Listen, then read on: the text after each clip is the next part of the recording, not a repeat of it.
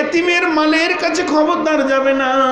এতিমের মাল কত রিয়াকশন, এতিমের মালের ব্যাপারে দীর্ঘ কটা আয়াত আল্লাহ নাজিল করেছেন সূরা নিসার ভিতরে।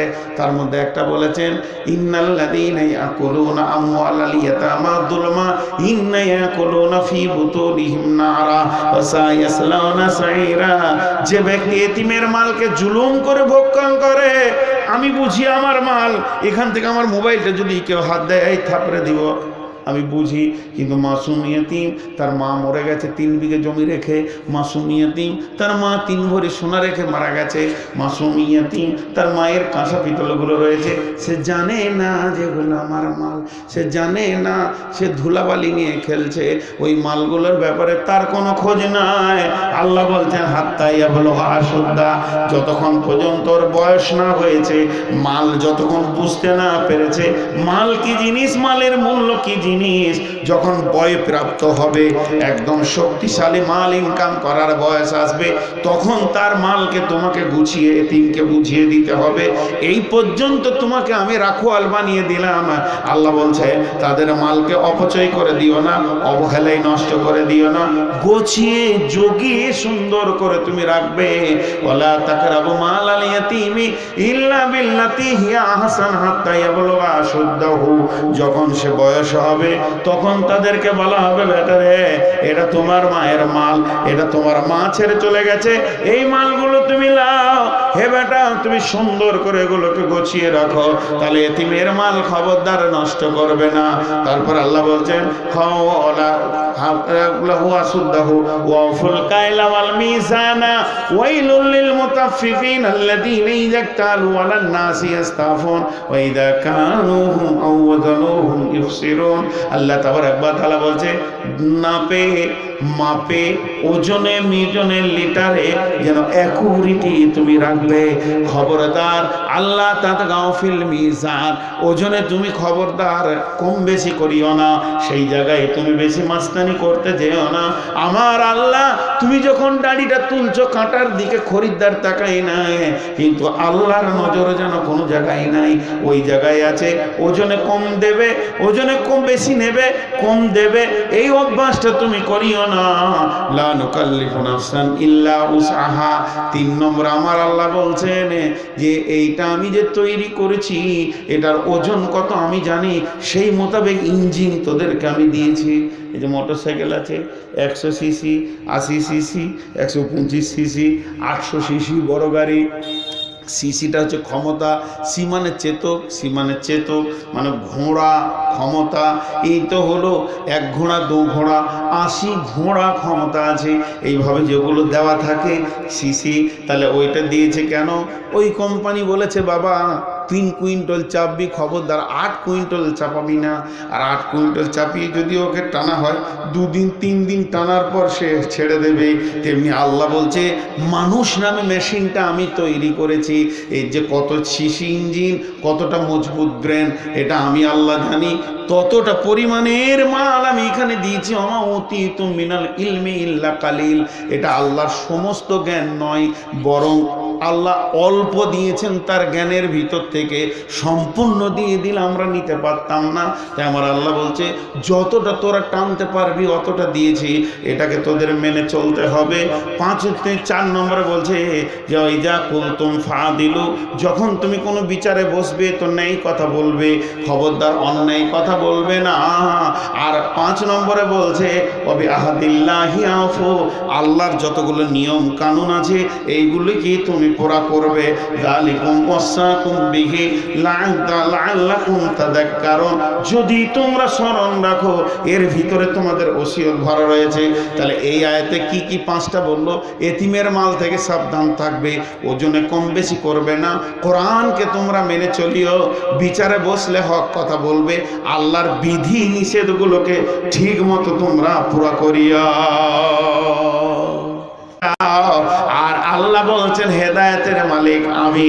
এর জন্য একটা লোক যদি নামাজি হয় তো এরা নেকি পাবে, কেউ যদি নামাজি না হয় তাহলে এরা নেকি পাবে না।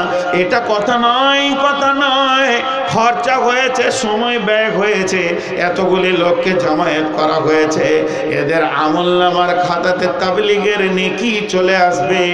এমন নবী আছে যে নবীর কোনো উম্মতি ছিল না, এমন নবী আছে যে নবীর কোনোটা একটা উম্মত সে জীবনে করতে পারেনি, তাহলে কি নবীটা জাহান্নাম যাবে? নাউজুবিল্লাহ। বন্ধুরে, কতগুলো মসজিদে ঢুকবে এ কথা আল্লাহ বলেনি এত পার্সেন্টেজের ওপরে তোমরা নেকি পাবে, বরং আল্লাহ যেটা চেয়েছে আমার হাদিস কোরআনের কথা তোমরা মেহনত করে মানুষের কানে কানে কানে কানে দিলে দিলে পৌঁছে দাও। ফাযাক্কির ইন্নামা আনতা মুযাক্কির, তোমরা বলতে থাকো, তোমাদেরকে বললে ওয়ালা করে পাঠানো হয়েছে। লাস্তা আলাইহিম বিমুসাইতির, প্রশাসন ক্ষমতা তোমাদের হাতে দেওয়া হয়নি। ইন্না ইলাইনা ইয়াবাহু ইল্লা মান তাওয়াল্লা ওয়া কাফার। এতগুলো বলার পর আজকে রাত্রে জালসা হয়ে যাবে, শেষ হয়ে যাবে, মানুষ নিজের নিজের বাড়ি ফিরে চলে যাবে।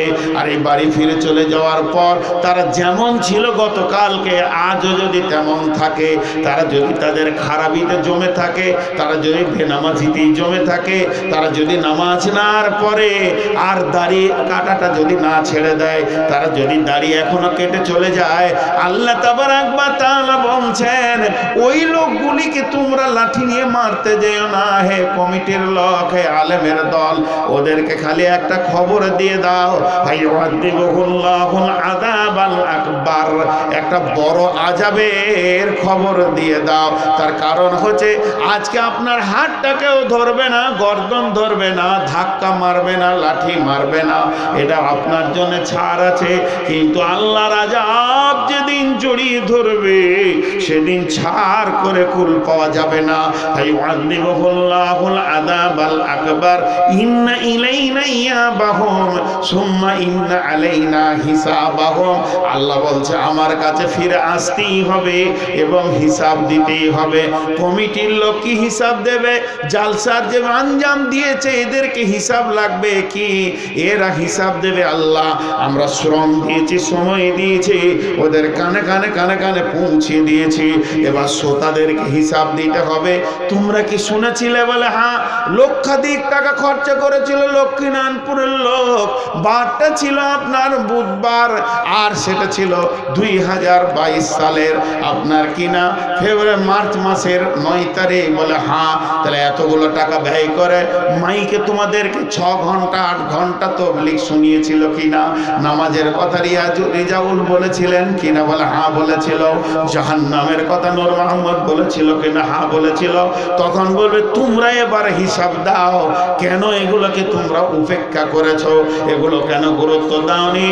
তখন তারা বলবে একে পাঁচশো কানলে আসা আল্লাহ আলম ইয়াতিকুন নাজির ক্বালু বালা কাদ জানা নাজির ফাকাযযাবনা ওয়া কুলনা মা নাযালাল্লাহু মিন শাইইন। আমরা তাদেরকে ঝুঠাওয়ালা বলেছিলাম আর বলেছিলাম এগুলো কথা কোরআন হাদিসের নাই, তোমরা গড়ে গড়ে গড়ে গড়ে আমাদেরকে শোনাও। কিন্তু আজকে আমরা দেখি নাহনু ফাকাযযাবনা কুলনা মা নাযালাল্লাহু মিন শাইইন ইন আনতুম ইল্লা ফি দালালিন কাবীর। আজকে অঙ্কে মিলে গেল, হিসাব মিলে গেল, আমরাই গুমরা ছিলাম, কেন মানিনি রে?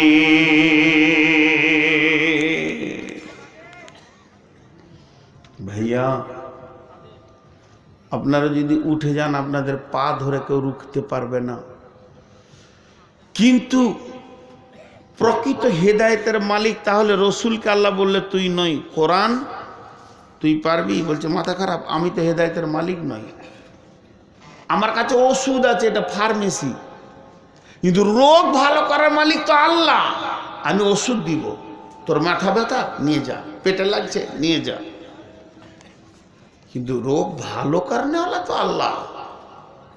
কোরআন বলছেন ইদিল্লু বিহি কাসীরা ওয়া ইয়াহদি বিহি কাসীরা ওমা ইদিল্লু বিহি ইল্লাল ফাসিকিন। কতজনা যে গুমরাহ হয়েছে কোরআন থেকে, গুমরাহ হবে না? জি, ছোট্ট একটা উদাহরণ দিই। বিশ্ব নবী সাহাবা রাদিয়াল্লাহু মাজমাইনদেরকে পেশাব করা শিখাচ্ছেন। পেশাব করাটাও শিখতে হয়। কোন পায়ে ঢুকবো, কি দোয়া পড়বো, কেমন করে বসবো, বসার পরে পেশাবটা শেষ হলে কিভাবে ধুবো, পরিষ্কার পরিচ্ছন্ন হব, না পাক থাকা যাবে না, পেশাব লেগে থাকলে আজাব হবে, এই সব জ্ঞানগুলো দিচ্ছেন। পেশাব খুব নোংরা জিনিস, তার থেকে মুসলমান পাক থাকবে। সাহাবীরা মন দিয়ে শুনছে, চোখ মনকে একবারে ধ্যানকে লাগিয়ে দিয়েছে। খুব দামি কথা হচ্ছে, পেশাব করা শিখাচ্ছে, একটু মনটা অন্যদিকে গেলে হবে না, মন দিয়ে শিখছে। আর ওইখানে কাফেররা মুখে কাপড় দিয়ে হা হা করে হাসছে, আর বলছে ও আবার নবী হলো, মুতা শিখাইছে রে। হাসবেন না, কাফেররা হেসেছে। ও আবার হাসবেন না, এটা ও আবার নবী হলো, মুতা শিখাইছে। তু মাথা মোটার মাথায় ঢুকবে কি করে? সাহাবীরা ওটা কিভাবে নিচ্ছেন যে আমাদের নবী কত দামি, বুকে হাত দিয়ে বলছে মুতাটাও শিখিয়ে দেয়, এবং ওইটা ওর মতো করলে নেকি হয়ে যাবে। মানে মুসলিমরা পেচ্ছাপ করবে, আমল নামাতে নেকি লেখা হবে। তাহলে এদের মুতের দাম কত? আমাদের নবী আমাদের মুতের দাম বাড়িয়ে দিয়েছে। তুই মুতবি, আমল নামাতে নেকি লেখা হবে। তো কাফেরদেরকে এরা আবার অহংকারের সঙ্গে জবাব দিচ্ছে, আমাদের নবী মুতা শিখাইছে, পেচ্ছাপ বলবো না, সাদা ভাষায় বলছি, তাও যেন ওটা দাম হয়ে যায়, ওটা যেন ওজনে চলে আসে, ওটা যেন আমল নামাতে লেখা হয়ে যায়। তাহলে আমাদের নবী কত দামি। এরা অহংকারের সঙ্গে বলছে, আর ওরা মুখে কাপড় দিয়ে হাসতে হাসতে বলছে মুতা শিখাইছে। ওরা ভাবছে খালি সুসুর করে বেরিয়ে গেলি হয়ে গেল, পাক না পাকা দেখতে হবে না। এই দুটার মধ্যে কত পার্থক্য, মিজাজ দুটার মধ্যে কত পার্থক্য, মিজাজ দুটার মধ্যে কত পার্থক্য। তো আল্লাহ তাবারক ওয়া তাআলা কোরআনের ভিতরে, কোরআন হেদায়েত দিতে পারবে না, ইদিল্লু বিহি কাসিরা ওয়া ইয়াহদি বিহি কাসিরা। কোরআন পড়ে অনেকে আবার বেশি বেঈমান হয়ে যাবে। কেমন করে হবে? বিসমিল্লাহির রাহমানির রহিম। وَإِذْ قَالَ مُوسَى لِفَتَاهُ لَا أَبْرَحُ حَتَّى أَبْلُغَ مَجْمَعَ الْبَحْرَيْنِ أَوْ أَمْضِيَ حُقْبًا فَلَمَّا بَلَغَ مَجْمَعَ بَيْنِهِمَا نَسِيَ حُوتَهُمَا فَاتَّخَذَ سَبِيلَهُ فِي الْبَحْرِ سَرَبًا فَلَمَّا جَاوَزَا قَالَ لِفَتَاهُ آتِنَا غَدَاءَنَا لَقَدْ لَقِينَا مِنْ سَفَرِنَا هَذَا نَصَبًا। লম্বা ঘটনা আছে, লম্বা ঘটনা বলবো না। ঈসা ইবনে নুনকে নবী মুসা বলছে, আরে ওই যে ব্যাগে দুটা ভাজা মাছ ছিল, বার কত খাবো ভাজা মাছ। আর যে মাছ ভাজতে গেলে ওর আঁতড়ি থাকবে, পেটের ভিতরে থাকবে ভাজা মাছের, ওকে টেনে বের করে আঁশ তুলে মচমচে করে ভেজেছে, খাবে রাস্তায়, আর ব্যাগে ভরা আছে। আর কোরআন বলছে ওই ভাজা মাছ জীবিত হয়ে পানিতে চলে গেল। এটা ইমানদাররা বলবে সুবহানাল্লাহ, আমার আল্লাহ কত বড় কুদরতওয়ালা, ভাজা মাছকে জীবিয়ে দিল। আর বিজ্ঞানীরা বলবে মাথা টাথা মনে হয় কোথাও খারাপ আছে। পাগলা না হলে কি কোরআন বলে গো যে ভাজা মাছ জীবিত হয়েছে? তাহলে ইমান আর বেঈমানে কত পার্থক্য। তাহলে এই কোরআনের ওই আয়াতটা যদি কোনো নাস্তিক পড়ে, ও হেসে আরো বড় বেঈমান হবে যে কোরআনে সব ভুল ভুল ভুল, ভাজা মাছ জীবিত হয়েছে বলেছে ভুল। কিন্তু ইমানদারদের ইমান বাড়বে, ইমানদারদের ইমান বাড়বে। এর জন্য তাহলে কোরআনও সবাইকে হেদায়েত দিতে পারলো না। হেদায়েত দেন কে? না আল্লাহ। ইন্নাকা লা তাহদি মান আহবাবতা ওয়ালাকিন্নাল্লাহা ইয়াহদি মান ইয়াশা। এবার কোরআন বলছে তুই কি নিজেকে মনে করিস হেদায়েতে আছিস না হেদায়েতে নাই? আপনি যদি মনে করেন আমি নিজেকে চেক আপ করবো আমি হেদায়েতে আছি না হেদায়েতে নাই, ইনি যদি মনে করেন আমি নিজেকে চেক আপ করবো যে আমার রাস্তাটা সোজা আছে না নাই, তো আল্লাহ তাবারক ওয়া তাআলা কোরআনের ভিতরে 10খানা উপকরণ দিয়ে বললেন যদি এই 10টার ভিতরে তোমার জীবন পরিচালিত হয় তাহলে তুমি মনে করে নাও তুমি হেদায়েতের মধ্যখানে রয়েছ। আরে ভাই এত লোক উঠছে কেন? এখনো তো 12টা বাজেনি। 12টা বাজেনি এখন।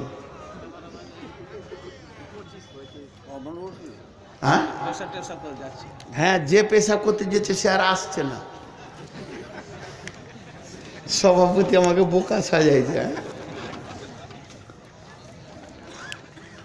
মাঝে একটা কথা জিজ্ঞেস করি, লক্ষ্মীনারায়ণপুরের লোক আপনারা বলেন, আপনাদের গ্রাম আমি জীবনে দুবার এলাম, লাইটে টোটাল 50 বছরের জীবনে দুবার পা পড়লো। তা আমি যখন এসেছিলাম তখন আমার বয়স ছিল 16 বছর কি 17 বছর ছিল এর আগে, আর এখন আসলাম 51 বছর বয়স। আমি বিড়বিড় করে হিসাব করছিলাম। আপনাদের গ্রামে একটা লোক ছিল, ওনার জানাজায় এসেছিলাম। ওর বেটার নাম আনোয়ার, ইসলামপুর মার্কাজে পড়তো, একই রুমে থাকতাম। হঠাৎ শুনলাম যে আনোয়ারের বাপ মরে গেছে, তো আমরা বাচ্চা ছেলে সাইকেলে জানাজায় এসেছিলাম। ওনার দাড়ি অনেক লম্বা ছিল, কাফনের ওপরে যখন দিল প্রায় 4 হাত দাড়ি হলো না? হ্যাঁ, দাড়িটা 4 হাত হয়েছিল। আনোয়ারটা মারা গেছে না? তো যাই হোক, তখন একবার এসে এলাম। তো এখন আমি আপনাদেরকে যেটা শোনাতে চাইছি, ইমাম মাবিয়ার একটা ঘটনা শোনেন। ইমাম মাবিয়া টেস্ট করছে, টেস্ট মানে সাহাবীরা কখনো কখনো নিজের ইমান টেস্ট করতেন। তো ইমাম মাবিয়া মসজিদে নববীতে যখন উনি ইমাম, মদিনাতে ইমামে মুকাররার হলেন, তখন উনি বক্তব্য রাখছেন, খুতবা দিচ্ছেন। আর খুতবাতে বক্তব্যের বিষয় জানেন, গোটা খুতবাটা একটা বিষয়ের উপরে দিলেন। তার শর্ট কথা হচ্ছে, শুনে নাও জুমার ঘরের লোক সকল, রসুলের সাহাবী, আনসার, মুহাজিরেরা, যে যতজন আছো কান করে শুনে নাও। আমি মুসলিম জাহানের খলিফা ইমাম মাবিয়া বলছি, আমি রসুলের সাহাবী বলছি, বাইতুল মাল, যা বাইতুল মালে জমা আছে, এই মালকে আমি যা মন যাবে তাই করব, আমি যেভাবে ইচ্ছা সেইভাবে খরচা করব। তোমরা প্রতিবাদ করেনেওয়ালা যেন কেউ না থাকো, কোনো যেন প্রতিবাদ না হয়, আমার যা মন যাবে তাই করব। একটা খুতবা হয়ে গেল। 7 দিন পরে আবার জুমা, একই খুতবা, বাইতুল মাল আমার যেমন মন যাবে তেমনি খরচা করব। 7 দিন হয়ে গেল। 14 দিন পর আবার একটা জুমা, 3 জুমাতে ওই একই খুতবা শুরু করেছে। যেই খুতবাটা মাঝামাঝি হয়েছে, তেমনি একটা দিহাতি লোক, ওর উস্কো খুস্কো চুল, দেখে মনে হচ্ছে লেখাপড়াও খুব তা জানে না, জ্ঞান গরিমা কম। ও জুমার খুতবার সামনেই উঠে গেছে, ইমাম সাহেবের সামনে দাঁড়িয়ে বলছে, ইমাম মাবিয়া, জিভ সামলে কথা বল, এমন করে তোর জিভ ধরবো তো টেনে ছিঁড়ে বেড়ি করে দিব। আরেকবার যদি বাইতুল মাল তুই নিজের মন মতো খরচা করব বলবি, তো তোর বিরুদ্ধে আমার জিহাদ ঘোষণা থাকলো, তুই কি করে নিতে পারিস করেলে। একটা সাধারণ মানুষ। ইমাম মাবিয়া যখনই লোকটা প্রতিবাদ করে দিল, ইমাম মাবিয়া ওই সময় তত্তর করে মিম্বার থেকে নেমে গিয়ে লোকটাকে জড়িয়ে বুকের সঙ্গে ধরে অঝোর নয়নে কাঁদতে লাগলো, ওর গালে চুমা দিল এবং বলল, বন্ধুরে, তুমি আমার দিলের রোগটাকে দূর করে দিলে। আমার দিলের ভিতরে বেচैनी শুরু হয়ে গেছিল, ওটাকে তুমি ঠিক করে দিয়েছো। তাহলে শুনে নাও কি বেচैनी। প্রথম জুমাতে যখন আমি ওই রকম খুতবা দিলাম, কেউ আমার প্রতিবাদ করেনি, এর জন্য আমার 1 সপ্তাহ রাতে ঘুম হয়নি। তারপরে দ্বিতীয় দিলাম একই খুতবা, আমার প্রতিবাদ কেউ করলো না, এর জন্য আজকে আমার 14-15 রাত কোনো রকম চোখের পাতা লাগছে না, ঘুম হচ্ছে না। আজকে তুমি প্রতিবাদ করেছো, আজকে রাত্রিতে আমি নিশ্চিন্তে ঘুমাতে পারবো। ইমাম মাবিয়া বলছেন, বিশ্বনবী বলে গেছেন, বিশ্বনবী বলে গেছেন, যখন বাইতুল মালের অপচয় চলবে, যে রাজা বাদশাহ, যে সর্দার বাইতুল মালকে নিজের মালের মতো অপব্যবহার করবে, আর তাকে যদি প্রতিবাদ করার কেউ না না থাকে তো জেনে নিতে হবে কিয়ামত কাছিয়ে গেছে, আর জেনে নিতে হবে সেটা জালেম বাদশাহ, সেও জাহান্নামে যাবে। আর ওই রকম মালের অপচয় চললে ওই বাদশার ইবাদতে কবুল হওয়া মুশকিল হয়ে যাবে। এই রকম বেশ কিছু কথা ইমাম মাবিয়া শোনালেন, আর আমি ওইটা টেস্ট করার জন্যে প্রথম খুতবা দিলাম, দ্বিতীয় খুতবা দিলাম, আজকে তৃতীয় খুতবা দিলাম। ভাই তুমি আমার প্রতিবাদ করে আমার মনের রোগটাকে সরিয়ে দিয়েছো। আমি কোনো জালেম বাদশা নয়, নিশ্চয়ই বাইতুল মাল কোরআন যেমন বলেছে, নবীজি যেমন বলেছেন ওই রকম খরচা হবে, এখানে কারো নেতৃত্ব চলবে না। এটার নাম হচ্ছে টেস্ট। আরেকটা ইসরায়েলি ঘটনা বলি, টেস্ট আপনি আমি ইমানদার আছি কিনা তার টেস্ট। খবরদার, মানে বোঝানোর চেষ্টা করছি আমি, যেগুলো বোঝার চেষ্টা করেন। জি, এটা নবী ঘটনা, ইসরায়েলি ঘটনাগুলো ভাববেন না যে এগুলো, এটা কিন্তু সহি হাদিস। আর এখন যেটা বলছি এটা তফসির কোরআনের, কিন্তু তফসির সব তফসির যে মুফাসসিররা ঠিক এনেছে তা নয়, তবে ইসরায়েলি তফসিরগুলোর উপরে অনেক দুর্বলতা আনছেন বড় বড় আলেমরা। এর জন্যে এটা ঘটনাটাকে শুনেন। হযরত দাউদ আলাইহিস সালাম রাত্রিবেলায় ছদ্মবেশে বের হয়েছে, ছদ্মবেশে সাধারণ মানুষ সেজে ভিড়ে ভিড়ে এই জালসাতে ঘুরে ঘুরে বেড়াচ্ছে, আর ঘুরে ঘুরে বেড়াচ্ছে, আর লোককে খালি খিচড়ে খিচড়ে বলছে, হ্যাঁ গো দাউদ নবী কেমন গো, যাতে করে ওর বদনাম না নাম আছে এটা জানার লেগে। সবাই ভালো লোক, নবী রসুল খারাপ হয় গো, আবার ওইখানে যুদ্ধ করে, হ্যাঁ দাউদ নবী কেমন লোক গো, এই সবারই কাছে খালি ভালো শুনছে কিন্তু মন চয়ন হচ্ছে না। হঠাৎ একটা যুবক বলছে, লোক ভালো কিন্তু আর একটা কাজ খারাপ। বলে কি খারাপ? বলছে খারাপ মানে ও ওই সরকারি মাল খায়, ও যে গদিতে বসে আছে তো ভাতা খায়, নিজে কাজ করে খেতে পারে না, গোটা দেশের লোক কাজ করে খেতে, তুইও একটা দোকান ফোকান দিগা, বাদশা বলে কি তোকে বাইতুল মাল খেতে হবে। তো নবী দাউদ সেই দিনে রাতে নিয়ত করলো, আর আমি বাইতুল ভাতা লিব না, আমি আপনার মোটামুটি একটা কিছু কাজ মাজ করেই খাবো আর কি। কাজও শুরু করলেন, এর উপরে আবার তফসির আছে। তার মানে নিজেকে নিজে টেস্ট, এটা একটা গেল সহজ। আর একটা উদাহরণ 1 মিনিটেও লাগবে না, 30 সেকেন্ডে দিই।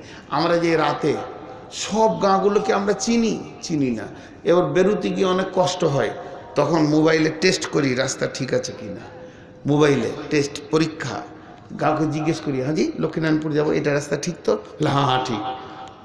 এখন যতটি শ্রোতা বসে আছেন আপনাদেরকে আমি একদম অ্যাকুরেটি টাইমে ছেড়ে দেবো ইনশাআল্লাহ, একদম আর কেউ উঠিয়েন না ভাই আমার, আপনারা উঠছেন তো আমার মন খারাপ হচ্ছে।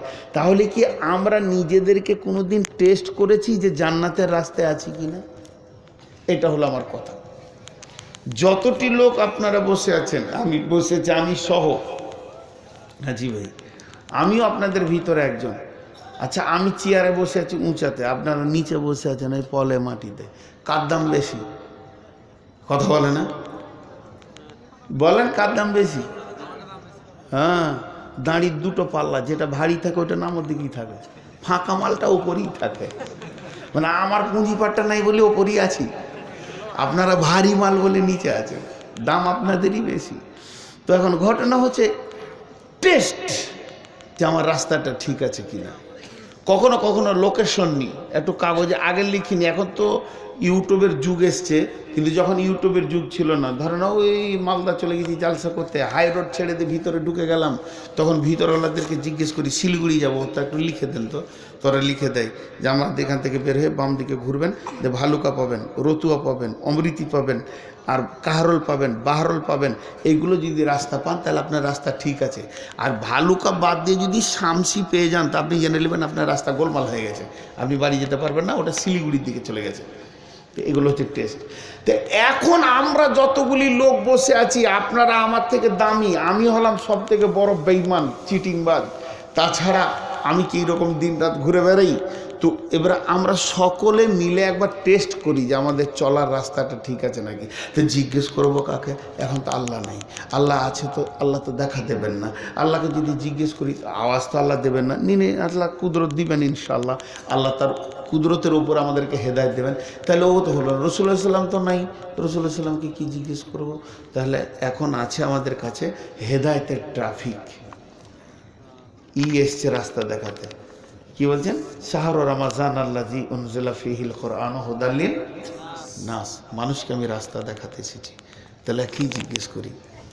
কোরআন হে আল্লাহর কালাম, কোন কোন মোড়টা আমাদের রাস্তায় যদি পড়ে, আমরা আমাদের জীবন গাড়িটাকে নিয়ে জান্নাতে যেতে চাইছি, আর জান্নাতের দিকে যখন চলতে থাকবো রাস্তার মাঝে কটা মোড় আমরা দেখতে পাবো।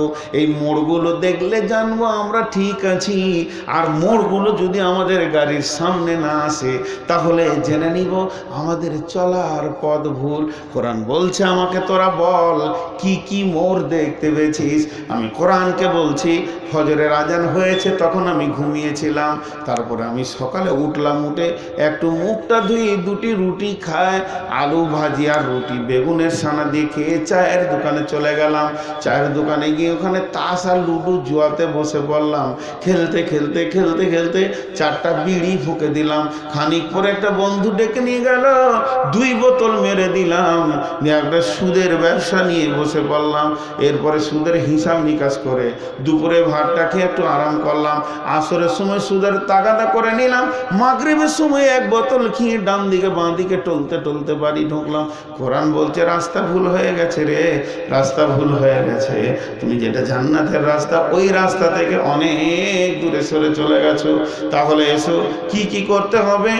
আতলু মা হারামা রাব্বুকুম আলাইকুম আল্লা তুশরিকু বিহি শাইয়্যা ওয়া বিল ওয়ালিদাইনি ইহসানা ওয়া লা তাকতুলু আওলাদাকুম মিন ইমলাকিন নাহনু নারযুকুকুম ওয়া ইয়্যাহুম ওয়া লা তাকরাবুল ফাওয়াহিশা মা জাহারা মিনহা ওয়া মা বাতান ওয়া লা তাকতুলু নাফসাল্লাতী হারামাল্লাহু ইল্লা বিল হাক্কি যালিকুম ওয়াসাকুম বিহি লাআল্লাকুম তা'কিলুন ওয়া লা তাকরাবু মালাল ইয়াতীমি ইল্লা বিল্লাতী হিয়া আহসান হাত্তা ইয়াবলুগা আশুদ্দাহু ওয়া আউফুল কায়লা ওয়াল মিজানা লা নুকাল্লিফু নাফসান ইল্লা উসাহা ওয়া ইযা কুনতুম ফাদিলু ওয়ালাউ কানা দা কুরবা ওয়া বিআহদিল্লাহি আফু যালিকুম ওয়াসাকুম বিহি লাআল্লাকুম তাযাক্কারুন। এই 10টা কথা বলার পর আল্লাহ কি বলছেন? কোরআন বলছে ওয়া আন্না হাযা সিরাতি মুস্তাকিমা ওয়া আন্না হাযা সিরাতি মুস্তাকিমা, এটাই হলো সোজা রাস্তা, এটাই হলো জান্নাতের রাস্তা। ফাত্তাবিউহু, চলতে থাকো, ওয়ালা তাত্তাবিউ সুবুলা, ডানে বামে যত রাস্তা আছে তোমরা চলিও না। ফাতাফাররাকা বিকুম আন সাবিলি, ওই রাস্তাগুলো আল্লাহর কাছ থেকে তোমাকে সরিয়ে নিয়ে চলে যাবে, আল্লাহর কাছে তোমাকে ভিড়তে দেবে না। যালিকুম ওয়াসাকুম বিহি লাআল্লাকুম তাত্তাকুন। খালি ওই 10টা গুনিয়ে দেবো আপনাদেরকে, উঠিয়েন না।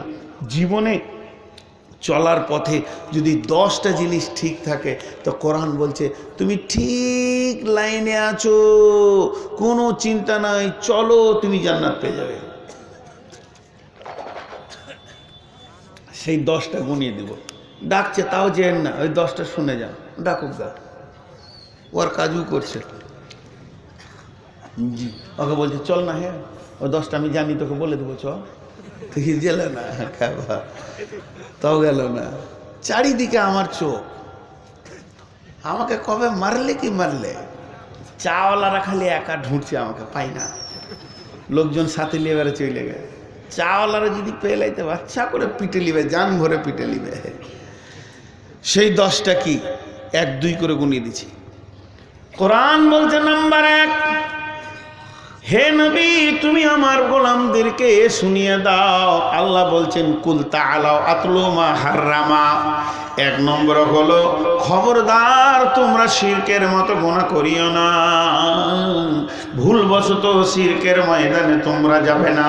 যদি তোমাদেরকে কেটে পিস বানিয়ে দেওয়া হয় এবং আগুনে জ্বালিয়ে পুড়িয়ে দেওয়া হয় তবুও যেন শিরকের মতো গুনাহ করিও না। দুই নম্বরে বলছে মা বাপের সঙ্গে ভালো ব্যবহার করবে। জান্নাতের গেটটা মা বাপ আটকে দেবে তোমার, এটাও একটা জান্নাতের রাস্তার উপকরণ। খবরদার মা বাপ যেন তোমার দ্বারা কষ্ট পায় না। ওয়াবিল ওয়ালিদাইনি ইহসানা ওয়ালা তাকতুলু আওলাদাকুম, খবরদার লাইগেশন করিও না, পেট কেটে বাচ্চা বন্ধ করিও না, ওষুধ দিয়ে বাচ্চা বন্ধ করিও না। 4 নম্বরে বলছেন ওয়ালা তাকরাবুল ফাওয়াহিসা, যেখানে প্রকাশ্যে গোনা চলছে, সুদ চলছে, জুয়া চলছে, তাস চলছে, লুডু চলছে, দাবা চলছে, মদ চলছে, জেনা চলছে, ব্যভিচার চলছে, ওই জায়গাতে তোমরা কোনোদিন দাঁড়াইও না। ওই জায়গাটাতে তোমার জন্য দাঁড়াবার জায়গা নয়। 5 নম্বরে বলছে মানুষ হয়ে মানুষকে কতল করে দিও না। এই 4টা কাজ করবে না, 5টা কাজ করবে না। শিরক করবে না, মা বাপকে কষ্ট দেবে না, ভালোবাসবে। সন্তান কতল করবে না, পেট কেটে বাচ্চা বন্ধ করবে না। আর নোংরা কাজ যেখানে ফাহেসা চলছে, প্রকাশ্যে গোনা চলছে, ওই জায়গায় তুমি দাঁড়াবে না। আর মানুষ হয়ে মানুষকে কোনোদিন মার্ডার করবে না। আল্লাহ বলছেন জালিকুম ওয়াসাকুম বিহি লাআল্লাকুম তাকিলুন, আমি আল্লাহ তোদেরকে ওসিয়ত করলাম, যদি তোদের বিবেক বিবেচনা থাকে তাহলে বুঝতে পারবি। আর বিবেকের যদি অভাব হয় তোদের বোঝার ক্ষমতা হবে না। অতএব এই 5টা আর একবার বলে দিচ্ছি, গুরুত্বপূর্ণ জিনিসকে আল্লাহ 3বার বলে, নবীজি 3বার বলতেন খবরদার শিরক করো না, মা বাপকে কষ্ট দিও না, ভালোবাসো। আর তুমি করো কি, ফায়সা কাজের কাছে যাবে না, প্রকাশ্যে গোনা যেখানে হতে যাবে না। সন্তান কতল করিও না, মানুষ হয়ে মানুষ মার্ডার করিও না, ইল্লা বিল হাক্কে, কিন্তু হকের সঙ্গে কতল করা যাবে। হকের সঙ্গে বলতে 3 জনকে মারা যায়। একটা বিয়ের পরে যদি কেউ জেনা ব্যভিচার করে তাকে মারা যাবে। আর একটা মারা যাবে কাকে, যদি কেউ আপনার কিনা কতলের পরিবর্তে কতল, আর কোন মুসলমান যদি টাকার লোভে খ্রিস্টান কাদিয়ানি হয়ে গেছে, ওকে যেখানেই পাবে মুরতাদকে কেটে ফেলে দাও। এই 3টে জিনিস বাদ দিয়ে এর জন্য আল্লাহ বলেছেন ইল্লা বিল হাক্কে, খবরদার মানুষ হয়ে মানুষকে কতল করো না। তোমরা বিবেকের চেতনা দিয়ে দেখো, এটা আমি আল্লাহ তোমাদেরকে ওসিয়ত করলাম। এর পরের আয়াতে 5টা বলছে ওয়ালা তাকরাবু মালাল ইয়াতীমি, এতিমের মালের কাছে খবরদার যাবে না। এতিমের মাল কত রিয়াকশন, এতিমের মালের ব্যাপারে দীর্ঘ কটা আয়াত আল্লাহ নাজিল করেছেন সূরা নিসার ভিতরে। তার মধ্যে একটা বলেছেন ইন্নাল্লাযীনা ইয়াকুলুনা আমওয়ালাল ইয়াতামা যুলমা ইন্না ইয়াকুলুনা ফি বুতুনিহিম নারা ওয়া সায়াসলাউনা সাইরা, যে ব্যক্তি এতিমের মালকে জুলুম করে ভক্ষণ করে, আমি বুঝি আমার মাল, এখান থেকে আমার মোবাইলটা যদি কেউ হাত দেয় এই থাপড়ে দিব, আমি বুঝি। কিন্তু মাসুম ইয়েতিম, তার মা মরে গেছে 3 বিঘে জমি রেখে। মাসুম ইয়েতিম, তার মা 3 ভরি সোনা রেখে মারা গেছে। মাসুম ইয়েতিম, তার মায়ের কাঁসা পিতলগুলো রয়েছে, সে জানে না যেগুলো আমার মাল, সে জানে না, সে ধুলাবালি নিয়ে খেলছে, ওই মালগুলোর ব্যাপারে তার কোনো খোঁজ নাই। আল্লাহ বলছেন হাত্তা ইয়াবলুগা আশুদ্দা, যতক্ষণ পর্যন্ত ওর বয়স না হয়েছে, মাল যতক্ষণ বুঝতে না পেরেছে মাল কি জিনিস, মালের মূল্য কি জিনিস, যখন বয় প্রাপ্ত হবে, একদম শক্তিশালী মাল ইনকাম করার বয়স আসবে, তখন তার মালকে তোমাকে গুছিয়ে এতিমকে বুঝিয়ে দিতে হবে। এই পর্যন্ত তোমাকে আমি রাখোয়াল বানিয়ে দিলাম। আল্লাহ বলছে তাদের মালকে অপচয় করে দিও না, অবহেলায় নষ্ট করে দিও না, গুছিয়ে জগিয়ে সুন্দর করে তুমি রাখবে। ওয়ালা তাকরাবু মালাল ইয়াতীমি ইল্লা বিল্লাতি হিয়া আহসান হাত্তা ইয়াবলুগা আশুদ্দাহু, যখন সে বয়স হবে তখন তাদেরকে বলা হবে বেটা রে, এটা তোমার মায়ের মাল, এটা তোমার মা ছেড়ে চলে গেছে, এই মালগুলো তুমি লাও, হে বেটা তুমি সুন্দর করে এগুলোকে গুছিয়ে রাখো, তাহলে এতিমের মাল খবরদার নষ্ট করবে না। তারপর আল্লাহ বলছেন খাওয়ালা লাহু আসুদ্দাহু ওয়াফুল কাইলা ওয়াল মিজানা ওয়াইলুল লিল মুতাফফিফিন আল্লাযীনা ইয়াক্তালু আলান নাসি ইস্তাফুন ওয়া ইযা কানুহুম আও ওয়াজানুহুম ইফসিরুন। আল্লাহ তাবারাক ওয়া তাআলা বলছে নাপে মাপে ওজনে মিজনে লিটারে যেন অ্যাকুরেটি তুমি রাখবে। খবরদার আল্লাহ তাতগাও ফিল মিজান, ওজনে তুমি খবরদার কম বেশি করিও না, সেই জায়গায় তুমি বেশি মাস্তানি করতে যেও না। আমার আল্লাহ তুমি যখন দাড়িটা তুলছো কাঁটার দিকে খরিদ্দার তাকাই নাই, কিন্তু আল্লাহর নজর যেন কোনো জায়গায় নাই, ওই জায়গায় আছে ওজনে কম দেবে, ওজনে কম বেশি নেবে, কম দেবে, এই অভ্যাসটা তুমি করিও না। লা নুকাল্লিফু নাফসান ইল্লা উসআহা। 3 নম্বর আমার আল্লাহ বলছেন যে এইটা আমি যে তৈরি করেছি এটার ওজন কত আমি জানি, সেই মোতাবেক ইঞ্জিন তোদেরকে আমি দিয়েছি। এই যে মোটরসাইকেল আছে 100 সিসি, 80 সিসি, 125 সিসি, 800 সিসি বড় গাড়ি। সিসিটা হচ্ছে ক্ষমতা, সি মানে চেতক, সি মানে চেতক মানে ঘোড়া ক্ষমতা। এই তো হলো 1 ঘোড়া 2 ঘোড়া 80 ঘোড়া ক্ষমতা আছে, এইভাবে যেগুলো দেওয়া থাকে সিসি। তাহলে ওইটা দিয়েছে কেন? ওই কোম্পানি বলেছে বাবা 3 কুইন্টাল চাপবি, খবরদার 8 কুইন্টাল চাপাবি না। আর 8 কুইন্টাল চাপিয়ে যদি ওকে টানা হয় 2 দিন 3 দিন টানার পর সে ছেড়ে দেবে। তেমনি আল্লাহ বলছে মানুষ নামে মেশিনটা আমি তৈরি করেছি, এর যে কত সিসি ইঞ্জিন, কতটা মজবুত ব্রেন, এটা আমি আল্লাহ জানি। ততটা পরিমাণের মাল আমি এখানে দিয়েছি। আমা উতীতু মিনাল ইলমি ইল্লা কালিল। এটা আল্লাহর সমস্ত জ্ঞান নয়, বরং আল্লাহ অল্প দিয়েছেন তার জ্ঞানের ভিতর থেকে, সম্পূর্ণ দিয়ে দিলে আমরা নিতে পারতাম না। তাই আমার আল্লাহ বলছে যতটা তোরা টানতে পারবি অতটা দিয়েছি, এটাকে তোদের মেনে চলতে হবে। 4 নম্বরে বলছে যে ওইজা কুলতুম ফাদিলু, যখন তুমি কোনো বিচারে বসবে তো ন্যায় কথা বলবে, খবরদার অন্যায় কথা বলবে না। আর 5 নম্বরে বলছে ওবি আহাদিল্লাহি আফু, আল্লাহর যতগুলো নিয়ম কানুন আছে এইগুলো কি তুমি পুরা করবে। যালিকুম ওয়াসাকুম বিহি লাআল্লাকুম তাযাক্কারুন, যদি তোমরা স্মরণ রাখো, এর ভিতরে তোমাদের ওসিয়ত ভরা রয়েছে। তাহলে এই আয়াতে কি কি 5টা বললো? এতিমের মাল থেকে সাবধান থাকবে, ওজনে কম বেশি করবে না, কোরআনকে তোমরা মেনে চলিও, বিচারে বসলে হক কথা বলবে, আল্লাহর বিধি নিষেধগুলোকে ঠিক মতো তোমরা পুরা করিয়া।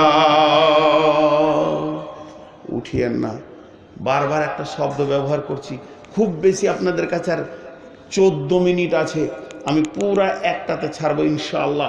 উঠিয়েন না, আল্লাহর হস্তে বলছি।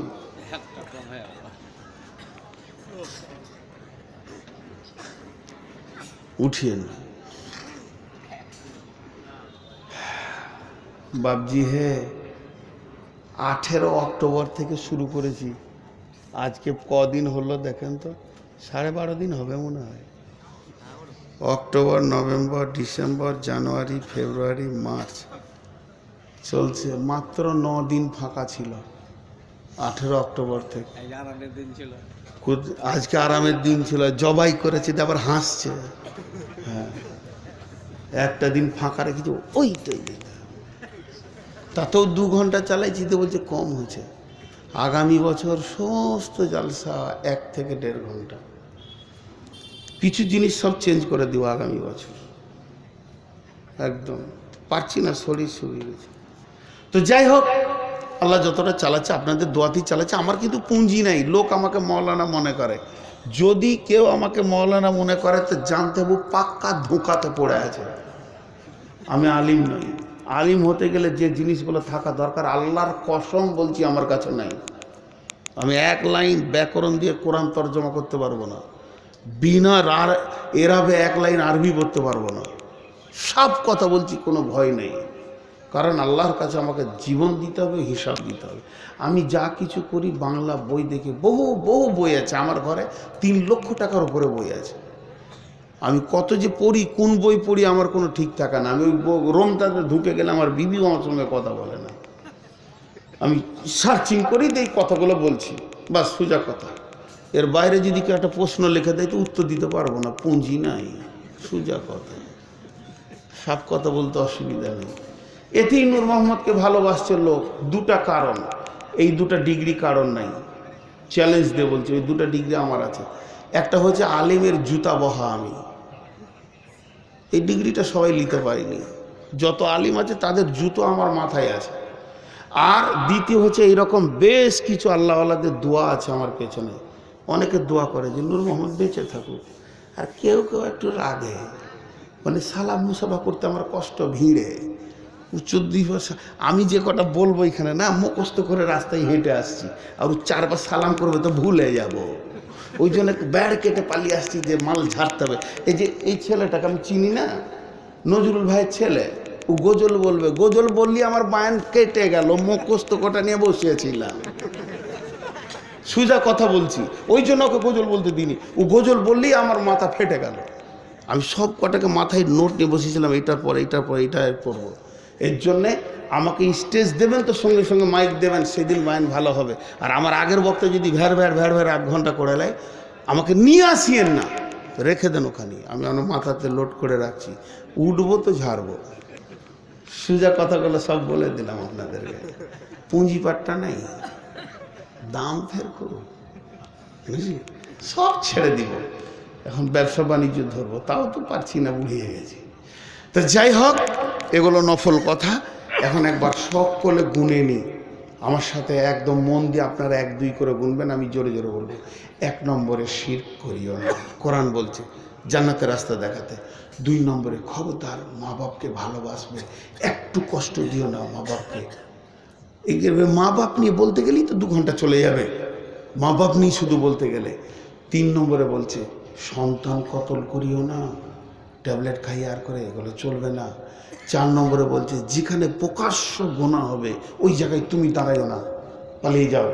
5 নম্বরে বলছে মানুষ মার্ডার করিও না। 6 নম্বরে বলছে এতিমের মালকে খবরদার হাত দিস না, এতিমের মাল খাবি তো মরবি, কারণ ও কিছুই বুঝে না, এখন ফুল হিসাব আল্লাহ রাখছে ও। আর 7 নম্বরে বলছে যে ওজনে কম বেশি করিস না। 8 নম্বরে বলছে কোরআনটাকে মেনে চলবি, এই ওয়েটটা তোদেরকে দিয়েছি, তোরা বহিলে বেড়া, এটাকে নিয়ে চাষ কর। এই যে চাষ চলছে, তারানগরে চলছে, ইলামিতে চলছে, রহসপুরে চলছে, চাষ কর, এইটাই তোদের সব দায়িত্ব থাকলো। 9 নম্বরে বলছে যখন বিচারে বসবি তো একদম জবান কন্ট্রোল করে হক কথা বলবি, খবরদার নিজের আত্মীয় বলে ওইদিকে কোল্টেনে কথা বলবি না। আর 10 নম্বরে বলছে আল্লাহর যে বিধি নিষেধগুলো আছে ওইগুলো মেনে চলিস, গুটখা খাস না, আল্লাহ বলে দিয়েছে খাবি না, ঝামেলা শেষ। এই 10টা কাজ যে করতে পারবে, এই 10টা কাজে যে আছে, কোরআন ওই লোকটার দিকে আঙ্গুল তুলে বলছে ওয়া আন্না হাজা সিরাতি মুস্তাকিমা, এইটাই জান্নাতের রাস্তা রে, এটাই জান্নাতের রাস্তা, তুই নিশ্চিত থাক তুই জান্নাতের রাস্তাতে আছিস।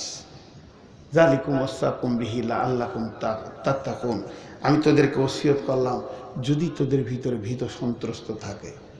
দেখেন এখন একটা কথা আপনাদেরকে বলি, এই কথাটা হচ্ছে যে ব্যবসায়ী হিসাব নাই সেটা ব্যবসায়ী নয়, পুরো জীবনের হিসাব একদিন কিয়ামতের মাঠে হবে। তো আজকে কোনো কালেকশন নেই, কোনো কালেকশন নেই, কিন্তু ইঁদুরের দাঁত মাটি না কাটলে বাড়ে, আর বক্তা যদি কালেকশন না করে তো অশান্তি লাগে আর মনে। আজকে আমি কালেকশন করব, কিন্তু টাকা লয়, পয়সা লয়, সোনা লয়, চাঁদি লয়, জমি লয়, জায়গা লয়, আমি কালেকশন করব 3টে জিনিস। এবং আপনারা এই কালেকশনের জন্য রেডি হয়ে থাকেন, সকলে একসঙ্গে দেবেন। সেটা হচ্ছে 1 নম্বর, আর মসজিদের বাইরে থাকবো না। একটা যদি বেনামাজি আজকের এই জালসাতে মসজিদের দরজা খুলে ঢুকে যেতে পারে যে মত পর্যন্ত জ্ঞান বশত আর নামাজ ছাড়বো না, তা আমি বলছি যত লাখ টাকা খরচা হয়েছে জালসা কামিয়াব।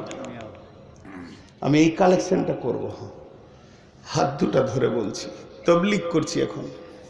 আমি বলছি মানে কমিটি বলছে, আমাকে তো কমিটি বলাছে, আপনাদের পাগুলো ধরে বলছি মসজিদে ঢুকে যান, মসজিদে ঢুকে যান, মসজিদে ঢুকে যান।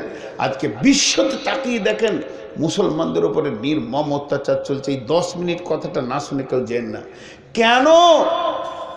আপনি কাগজ কলম নিয়ে বসে গেছেন, আমাদের মুসলমানদের উপরে নরেন্দ্র মোদী নারাজ, যোগী নারাজ, অমিত শাহ নারাজ, ওইদিকে তো মায়ানমারে মানে সূচি নারাজ, এ নারাজ, ও নারাজ, সব কথাকে ঝাঁটা মেরে দেন, আমাদের উপরে আল্লাহই নারাজ।